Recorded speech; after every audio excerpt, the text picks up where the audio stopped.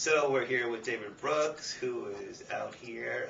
He just appeared on our farm program, talking about his book, The Social Animal. And we're going to ask you a few political questions for our Newsfix blog. Okay. So number one, David, we're in San Francisco here, which is sort of the home team of liberalism, progressives, and we know a lot of liberal Democrats are disappointed in Barack Obama. So do you think that's fair? I guess so. I mean, I guess I would defend him by saying, look at where the country is. And he can't, about 20 or 30% of the country calls themselves liberal. About 35, 40, 45% of the country calls themselves conservative. And if you're going to govern from any sort of majority position, you've got to get 50% of the country. And so I regard him as sort of a pragmatic liberal, not a sort of a hardcore liberal, but sort of an establishment pragmatic liberal, and I think his policies have generally reflected that. Yeah.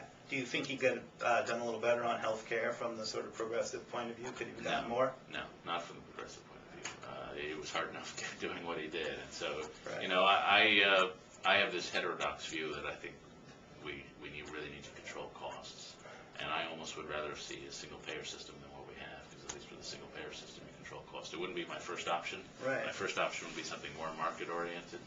But I think we need to do something to control costs. And so I could almost make the case for single payer more than what Obama came up with. But simply in political terms, politics being the art of the possible, right. I think he did about as well as he could. Okay.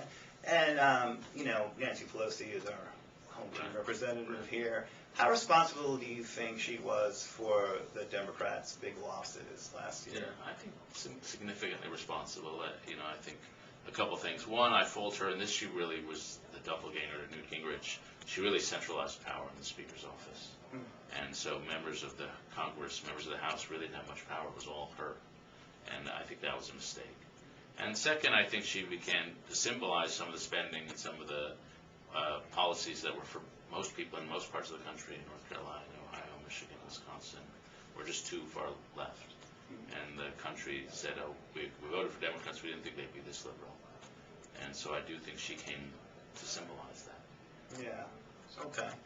And what are, in your view, what are some good trends happening in, let's start with the Democrats first. What's the most hopeful trend from your point of view in terms of Democrats, and what is sort of the least hopeful? Yeah. Well, simply on political grounds, the fact that President Obama is still quite popular, despite some of the opposition to his policies and the recession, is a very promising trend that he'll be reelected. And it's still around 50%.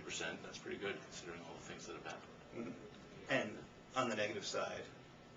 Well, I think on the negative side, I think you had a situation where things were about as good as they were going to get for progressives in the country. You had a discredited Republican Party, a discredited Republican president. You had a financial crisis caused by Wall Street and bankers largely.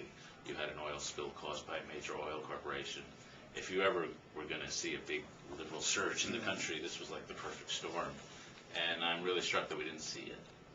And even I, when I was looking at the financial crisis, I had a very conservative friend say to me, I think I might become a Marxist. I think bankers really are screwing things up. And yet we didn't really see that politically. Do you think that's because Democrats mismanaged the message, or is it because the country was not ready?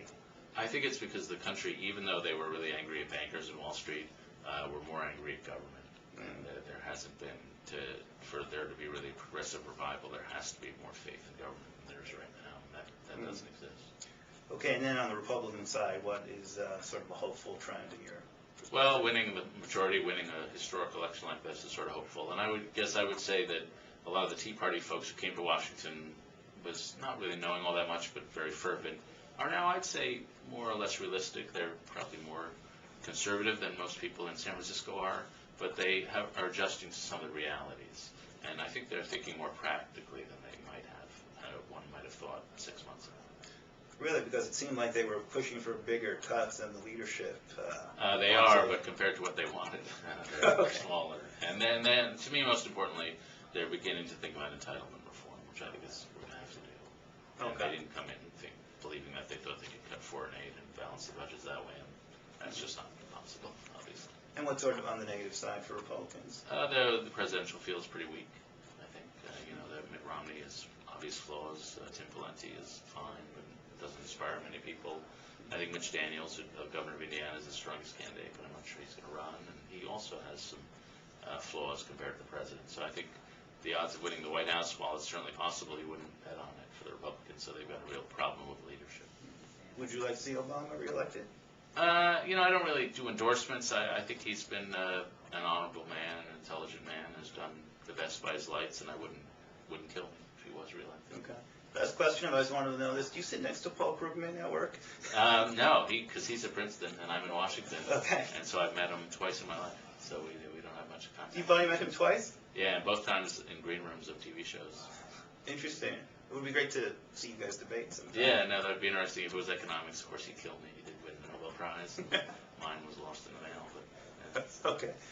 Okay, David Brooks, thanks a lot for talking. Okay, Appreciate thank it. you. Okay, take care.